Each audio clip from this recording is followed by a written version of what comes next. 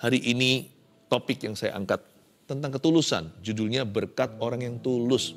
Ya, tulus itu bukan kelemahan. Tulus itu kekuatan.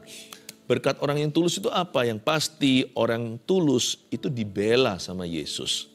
Rut pasal 4 ayat 1 sampai 10, sebuah cerita nenek moyang Yesus, yaitu Rut dan Boas. Rut seorang janda muda, ditinggal mati suami. Zaman itu di Israel ada sebuah custom atau sebuah tradisi, itu ditulis di hukum Taurat, bahwa siapa yang mati, jandanya harus ditebus oleh sanak saudara. Tentunya kerabat yang single, yang harus menikah dengan wanita yang ditinggalkan oleh suaminya. Suami yang adalah kerabatnya. Paham maksud saya ya? Jadi misalkan kalau ada satu orang meninggal, dia meninggalkan istrinya. Lalu habis itu dia punya saudara yang belum menikah. Saudara yang belum menikah itu otomatis jodohnya. Rut menjadi istri Boas. Ayat 1-10, Boas telah pergi ke pintu gerbang dan duduk di sana. Kebetulan lewatlah penebus yang disebutkan Boas itu. Lalu berkatalah Boas, "Hai saudara, datanglah dahulu kemari, duduklah di sini." Maka datanglah ia lalu duduk. Kemudian dipilihnyalah 10 orang daripada para tua-tua kota itu. Dan berkata, "Duduklah kamu di sini." Maka duduklah mereka. Lalu berkatalah ia atau Boas kepada penebus itu, "Tanah milik kepunyaan saudara kita Elimelek hendak dijual oleh Naomi yang telah pulang dari daerah Moab. Jadi pikirku baik juga hal itu kusampaikan kepadamu sebagai berikut. Belilah tanah ini di depan orang-orang yang duduk di sini dan di depan para tua bangsa kita. Para tua-tua bangsa kita. Jika engkau mau menebusnya, tebuslah. Tapi jika engkau tidak mau menebusnya, beritahukanlah kepadaku, supaya aku tahu, sebab tidak ada orang yang dapat menebusnya, kecuali engkau dan sesudah engkau, aku." Lalu berkatalah ia, "Aku akan menebusnya." Tetapi kata Boas, "Pada waktu engkau membeli tanah itu dari tangan Naomi, engkau memperoleh Rut juga, perempuan Moab, istri orang yang telah mati itu, untuk menegakkan nama orang itu di atas milik pusakanya." Lalu berkatalah penebus itu, "Jika demikian, aku ini tidak dapat menebusnya, sebab aku akan merusakkan milik pusakaku sendiri. Aku mengharap engkau menebus apa yang seharusnya aku tebus, sebab aku tidak dapat menebusnya." Berhenti dulu sampai ayat 6, sebelum kita nanti baca sampai ayat 10. Saya jelaskan dulu satu persatu. Rut menjadi istri Boas, seperti yang saya katakan tadi, Rut dan Naomi, ini adalah mama mertua dan menantu, sama-sama ditinggal suami. Ditinggal mati, dua-dua jadi janda, satu janda tua, satu janda muda. Mereka pulang kembali ke kampung halaman, yaitu di Bethlehem. Rut ini orang Moab. Rut ini bukan bangsa Israel, tapi di pasal-pasal awal, di pasal ke-1 tepatnya, Rut berkata sama Naomi, "Aku tidak mau meninggalkanmu, mama. Allahmu adalah Allahku, umatmu adalah umatku." Di situ Rut membuat sebuah komitmen kepada Tuhan Allah Israel. Pulanglah mereka. Lalu singkat cerita, mereka ketemu sama Boas. Rut waktu memungut bulir-bulir jelai, minta kemurahan dari ladang orang, dapat lowongan pekerjaan dengan bayaran pas-pasan. Rut membawa pulang jelai itu sebagai rantangan untuk mama mertuanya makan. Tapi ternyata ladang itu milik Boas. Boas itu sang penebus, seperti saya katakan tadi. Karena Rut itu dulu suaminya namanya Mahlon. Mahlon dan Kilion itu kedua anak Naomi. Dua-dua mati. Tapi Rut akhirnya ikut. Dan Rut ini meninggal dunia, maka kerabat Mahlon harus menebus dia. Di sini ada satu bujangan namanya Boas. Jauh lebih tua, orang kaya. Orang kaya di Bethlehem. Dan Boas ini berniat hati untuk menebus Rut. Boas jatuh cinta sama Rut. Bukan karena parasnya, elok rupanya. Rut itu menurut saya nggak terlalu cantik gimana. Karena Alkitab tidak pernah menyebut tampangnya. Alkitab menyebut dengan jujur kalau orang itu mukanya, jikalau orang itu cantik. Alkitab juga menyebutnya. Jikalau orang itu tampan. Alkitab ini sangat jujur. Tapi Rut tidak pernah disinggung tentang penampilan. Boas tertarik sama Rut karena karakternya. She was a noble woman. Dia seorang wanita yang berhati mulia dan bijaksana. Singkat cerita, mereka jatuh cinta. Tapi Boas tidak bisa semerta-merta langsung meminang dia karena Boas bukanlah antrian nomor 1. Masih ada yang lebih berhak menebus Rut. Tapi orang ini tidak disebut namanya di pasal 4. Di seluruh kitab Rut juga anonimus, tidak tertulis. Orang ini siapa, namanya siapa, marganya. Karena orang ini tidak mau menebus Rut, dia tidak diberikan sebuah kemuliaan, namanya tidak diingat di Israel. Orang ini mau cuci tangan lah, lepas tanggung jawab. Tapi puji Tuhan, Boas justru senang karena Boas berniat, bertekad untuk menikahi Rut. Karena Boas sangat mengaguminya. Sekarang kita lihat approach atau pendekatan Boas. Dari sini kita belajar bagaimana jadi orang yang tulus di hadapan Allah. Boas telah pergi ke pintu gerbang dan duduk di sana. Lihat itu ya. Kalau mau masuk itu dari pintu depan. Jangan lompat dari jendela. Karena yang lompat lewat jendela itu pencuri, itu perampok. Masuk itu selalu harus dari pintu yang sah. Pakai cara yang legal. Karena pintu gerbang zaman dulu itu tidak lain adalah balai kota atau city hall. Di mana orang-orang membawa urusannya di situ lalu dilegalisir. Memang caranya masih cara purbakala, nggak seperti hari ini. Materainya beda, tetapi zaman dulu sudah ada tatanannya, dari dulu sudah ada santunnya bagaimana caranya kita itu mengesahkan sebuah deal atau bagaimana kita itu membuat sesuatu itu jadi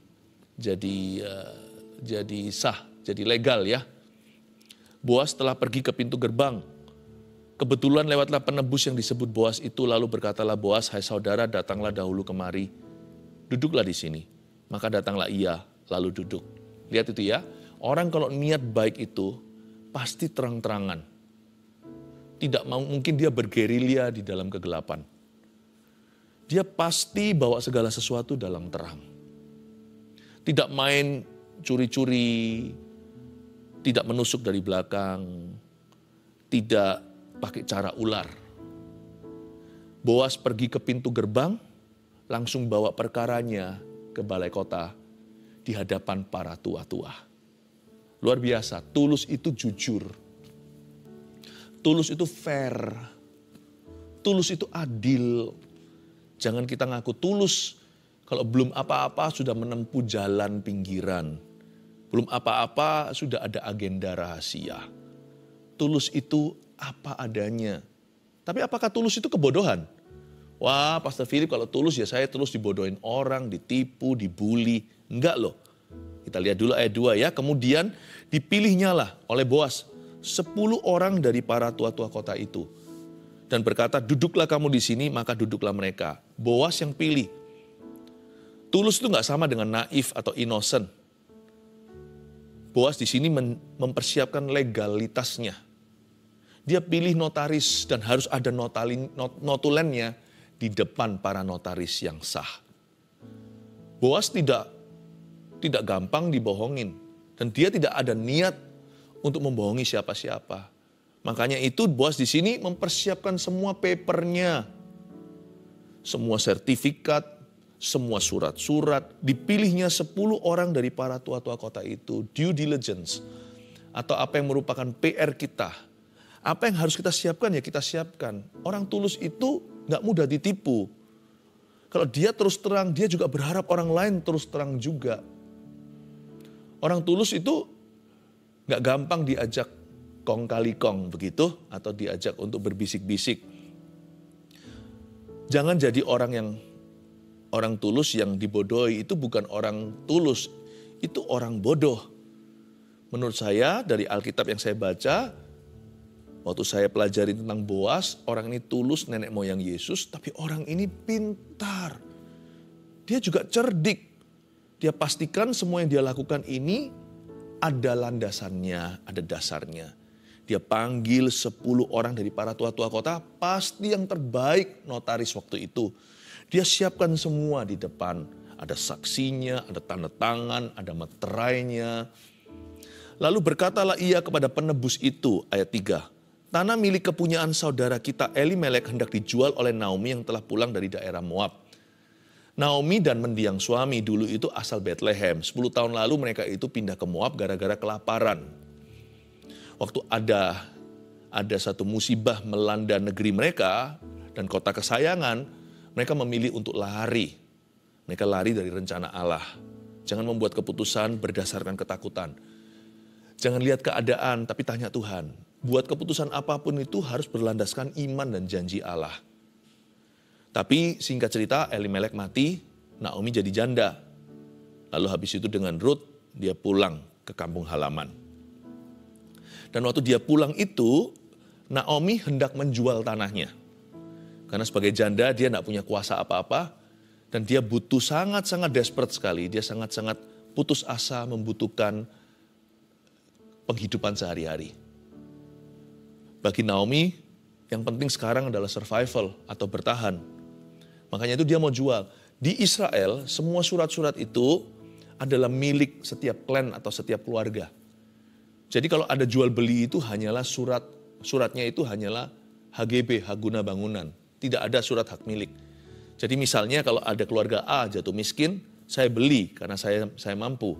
Tapi karena keluarga itu, tanah itu adalah warisan bagi that family. Untuk keluarga itu. Maka saya bisa membelinya, 49 tahun saya bisa tahan. Tapi setelah itu Yobel.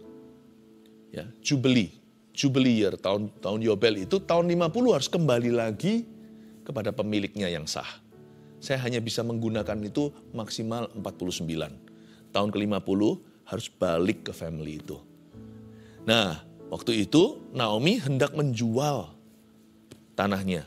Karena dia butuh uang.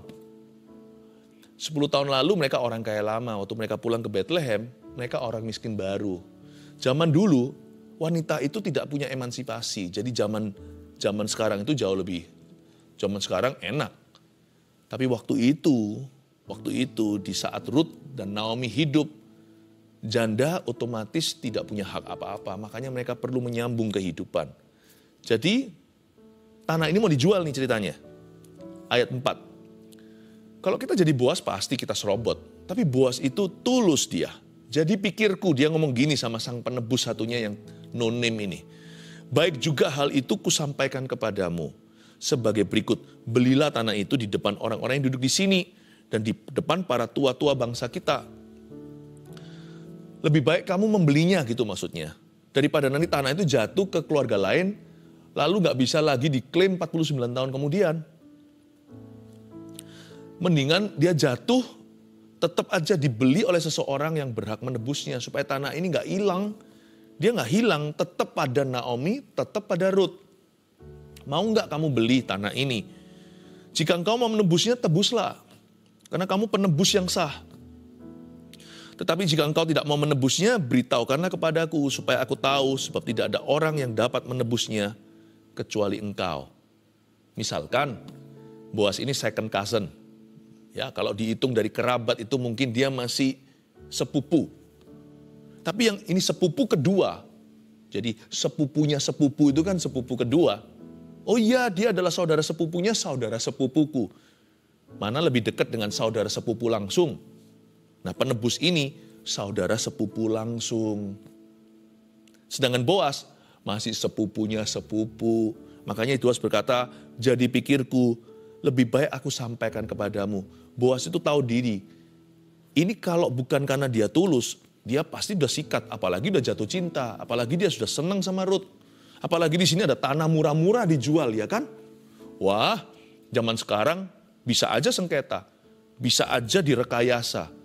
Supaya akhirnya tanah itu direbut dari tangan seseorang yang lemah dan tak berdaya. Boas gak gitu tuh. Dia fair sama orang. Ini orang kaya, koneksinya banyak. Bisa aja dia di belakang layar, dia atur bagaimana. Supaya tanah itu akhirnya dia yang klaim. Dibeli murah-murah kan untung di depan. Apalagi kalau dia jatuh cinta sama sang wanita. Wah, baik itu merebut cinta maupun merebut properti. Boas tidak semena-mena. Dia tahu diri karena dia orang yang takut akan Allah. Dia gak serobot. Dia hargai hak orang lain. Dia antri. Apapun resikonya, dia pokoknya antri. Dia tahu dalam inden-indenan ini, ya, dia bukanlah antrian nomor 1 atau yang pertama. Masih ada satu orang di depannya. Jadi, saya percaya dia dilema malam itu, pasti setan menggoda. Udahlah, orang itu toh gak tahu. Ambil aja, sikat. Tapi Boas berkata gini, aku bisa cerdik seperti ular sekarang.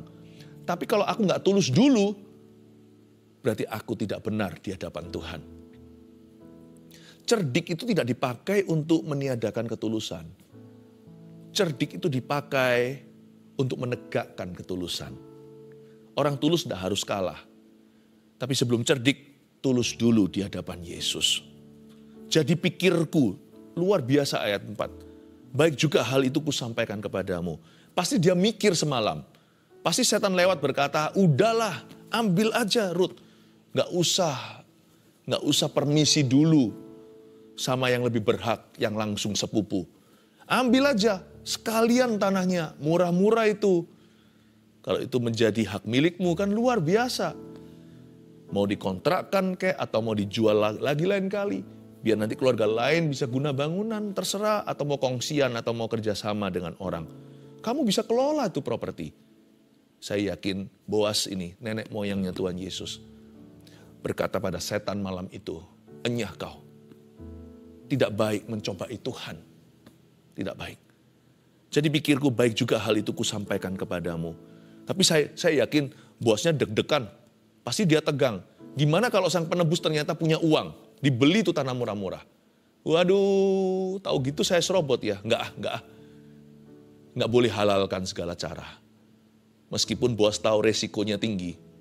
Apalagi kehilangan jantung hatinya. Dia sudah jatuh cinta nih sama Rut. Kalau sampai penebus itu beli tanahnya, itu satu paket. Berarti dapat jandanya. Paham maksud saya, keluarga Saat Teduh tercinta. Nggak cuma beli tanahnya, itu menebus tanah berarti juga menebus pemiliknya. Karena ini bukan bicara tentang transaksi properti. Ini bicara tentang melanjutkan untuk bisa, ini bicara tentang mengayomi janda kerabatnya. Dan meneruskan nama keluarganya. Wah, Boas ngomong dengan segala resiko. Jadi orang jujur memang bisa merugi. Tapi Boas tetap berprinsip. Jadi orang itu jangan aji mumpung. Tetap harus punya prinsip yang tegas. Kita hidup itu bukan berdasarkan kebetulan. Orang kalau kebetulan itu bisa halalkan segala cara. Kapan lagi ya kan? Tapi kalau orang hidup berdasarkan atau berlandaskan kebenaran, dia tidak akan gampang-gampang kompromi. Atau bahkan dia nggak akan kompromi sama sekali, itu lebih tepatnya. Karena dia harus lihat dulu kebenarannya. Ini nggak benar ini, kalau aku begini aku kan jadi orang yang salah di hadapan Tuhanku. Bisa aku kaya, tapi halalkan segala cara, semua jalan menuju ke Roma. Buat apa saya kaya memperoleh seluruh dunia tapi kehilangan nyawa saya atau perkenanan Allah? Nggak boleh. Makanya tuh Boas berkata, jadi pikirku baik juga hal itu kusampaikan kepadamu, bla bla bla, sampai ayat keempat yang akhir-akhir dikatakan, sebab tidak ada orang yang dapat menebusnya kecuali engkau dan sesudah engkau, baru aku. Lalu berkatalah ia, wah si penebus itu yang sepupu satu, lalu berkatalah ia, aku akan menebusnya. Pasti saya tahu anjloklah hatinya Rut, Naomi dan Boas sekalian. Waduh, lemas mereka. Di situ adakah penyesalan di hati seorang tulus gara-gara jujur dia merugi sebuah kesempatan emas di depan. Padahal dia dengan mudah bisa serobot, gak ada orang tahu.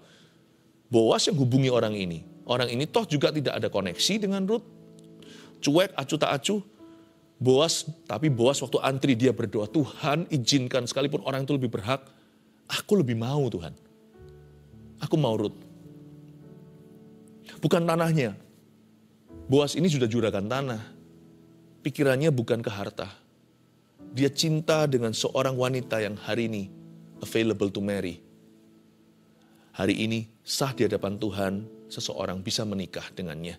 Malah justru mulia di masyarakat Israel saat itu siapa yang mau menebus janda kerabatnya. Karena berarti orang yang menebusnya itu tidak akan, nanti anak-anak dari keturunannya tidak akan masuk ke kakaknya, tidak akan masuk ke surat keluarganya. Tapi anak pertama harus pakai marga dan nama daripada suami yang meninggal. Ini pengorbanan. Ini enggak manis-manis buat Boas. Ini berarti anak sulungnya bukan milik Boas nanti sama Rut ini. Miliknya almarhum Mahlon. Jadi orang yang mau menebusnya itu berarti berhati besar. Tetapi kata Boas ayat 5, pada waktu engkau membeli tanah itu dari tangan Naomi, engkau memperoleh Rut juga, perempuan Moab, istri orang yang telah mati itu, untuk menegakkan nama orang itu atas milik pusakanya. Ya kan, tadi yang saya jelaskan. Berarti bukan hanya menikahi jandanya, anak mereka nanti kemudian dianggap sebagai anak almarhum suaminya. Jadi bukan anaknya Boas. Dan Boas tahu itu titik lemah. Mana ada sih laki-laki yang anak sulungnya dinamakan, akan dikasih nama-nama saudaranya. Apalagi kerabatnya. Enggak lah.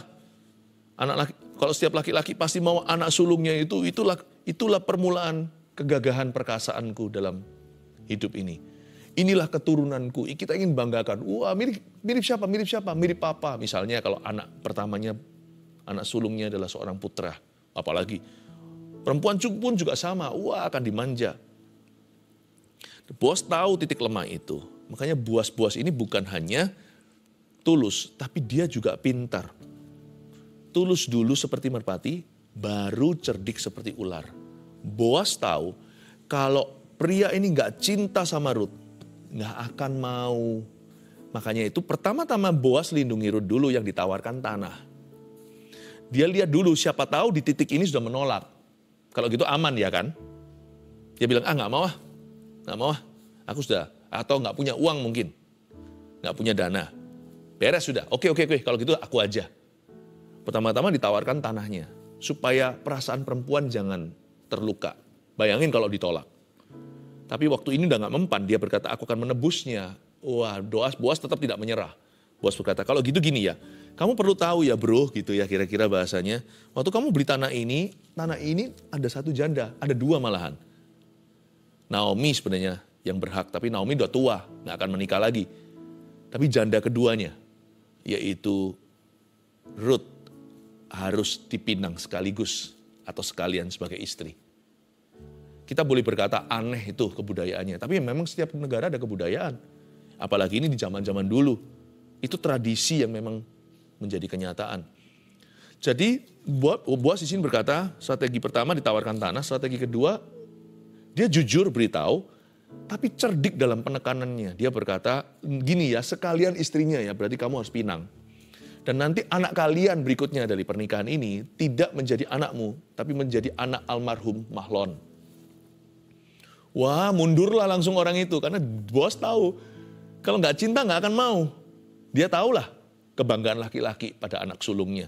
Lalu berkatalah penebus itu, jika demikian aku tidak dapat menebusnya. Sebab aku akan merusakkan milik pusakaku sendiri, ya kan? Aku mengharap engkau menebus apa yang seharusnya aku tebus. Sebab aku tidak dapat menebusnya. Lihat itu, cerdik setelah tulus. Tapi tetap Boas jujur, dia tidak memanipulasi, dia tidak mempermainkan orang.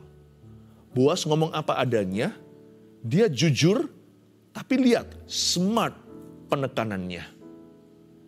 Dan Boas tahu titik-titik di mana itu merupakan celah di hati orang yang gak cinta. Dia tekan tombol-tombol itu membuat orang itu berpikir, aku gak mau. Boas tidak manipulate people. Tidak memanipulasi, tapi Boas itu mengerti apa yang di hati laki-laki. Luar biasa loh. Menurut saya Boas ini seorang negosiator yang begini. Dia itu mengerti bagaimana lika-liku, kisi-kisi dalam sebuah negosiasi. Dari sini saya mendapatkan sebuah penghiburan. Dahulu kala saya hampir percaya ketika semua orang berkata, kamu jangan terlalu tulus, jangan terlalu jujur. Nanti kamu akan selalu dikalahkan. Ternyata enggak. Tulus itu pintar. Ya. Tapi hati-hati, tidak semua cerdik itu tulus. Malahan kebanyakan cerdik itu hanya ular. Nah itu jangan. Karena kita adalah keturunan Tuhan, bukan keturunan ular beludak. Dan juga selain itu di ayat 6 tadi kan akhirnya nggak mau kan. Berhasil tuh. Berhasil strateginya Boas. Dari sini kita pelajari sesuatu, kalau berkat itu nggak akan lari. Kalau itu memang berkat kita nggak usah serobot. Apalagi serobot hak orang. Berkat itu nggak akan lari. Sebab hak kita dan upah kita terjamin pada Tuhan. Ayat 7. Beginilah kebiasaan dahulu di Israel dalam hal menebus dan menukar. Setiap kali orang hendak menguatkan sesuatu perkara, maka yang seorang menanggalkan kasutnya sebelah dan memberikannya kepada yang lain. Demikianlah caranya orang mensahkan perkara di Israel. Lucu ya, kalau sekarang kan pakai materai, di depan notaris, tanda tangan lah. Lalu nanti difoto, oke ini pada hari apa tanggalnya dicatat, dinotulenkan. Tapi zaman dulu enggak. Kebiasaan dahulu itu adalah mereka ambil salah satu sepatu. Jadi sepatu orang itu dulu bukan seperti sekarang ini, buatannya massal atau pabrik. Sepatu dulu itu dijahit. Size-nya, jahitannya, jadi kelihatan.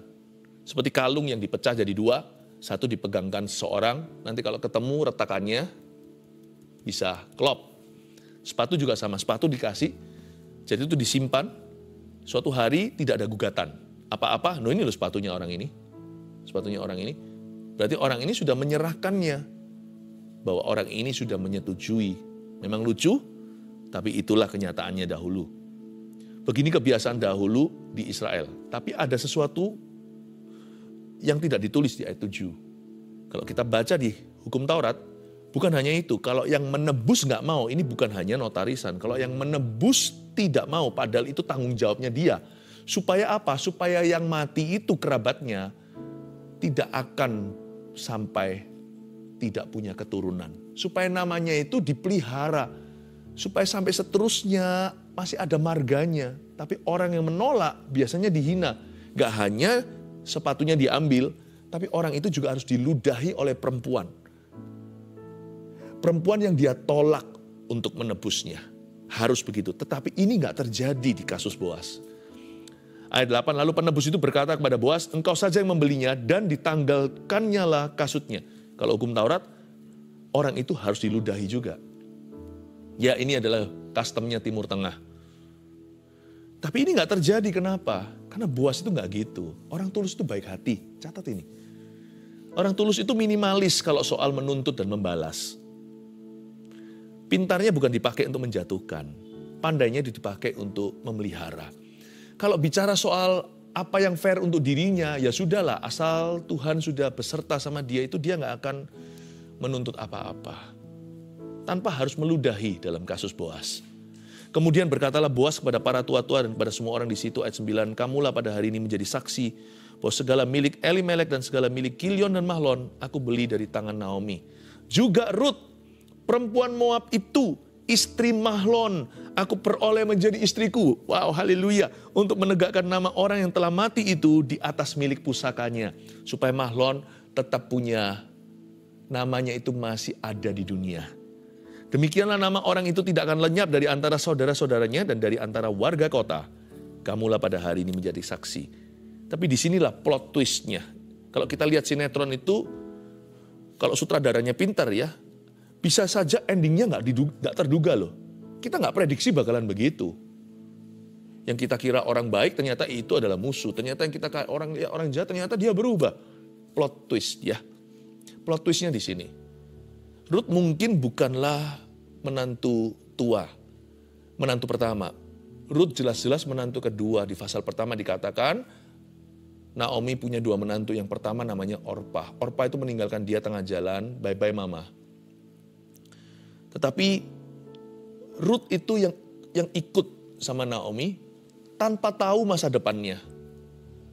Justru ya, anehnya di sini, yang tulus, yang berakhir bagus. Orpah hitung-hitungan, untungnya apa aku?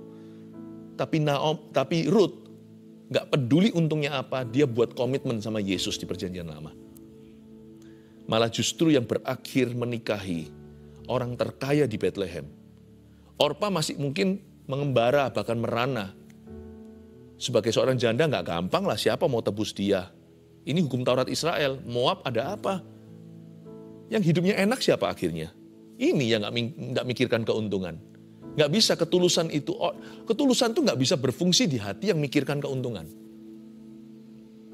Atau hati yang perhitungan gak bisa. Ketulusan itu di hati orang yang ikhlas.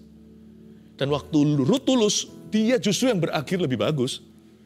Dia jadi istrinya konglomerat perjanjian lama di Bethlehem itu. Siapa sangka. Dia gak pernah loh kepingin harta. Ruth itu nggak pernah gitu. Kalau Anda baca, saya baca semua kitab Ruth ini, saya kagum sama dia. Makan pun dia nggak makan sampai seperti orang yang nggak pernah makan gitu, kasih buffet mahal. Enggak, dia makan secukupnya lalu dia sisakan ini untuk mama saya. Sampai bosnya itu terharu, siapa orang ini ya, dikasih takar jelai bawa pulang ke rumah. Bawa pulang ke rumah itu literan gandum. Mamanya sampai kaget, dari mana kamu? Kok bisa dapat segini? Lihat itu, orang yang nggak perhitungan, Tuhan nggak perhitungan sama dia. 3 poin ini, catatlah. Pelajaran dari khotbah hari ini, berkat orang yang tulus. Nomor 1, jangan menyerobot hak atau berkat orang lain. Ya, ingat, jangan. Orang Kristen tidak boleh jadi batu sandungan. Orang Kristen harus jujur. 2, jadilah orang yang tulus namun punya strategi yang bagus. Punya strategi bagus. Siapa bilang tulus itu bodoh? Tulus itu lugu. Tulus bukan lugu. Ini orang pinter sekali.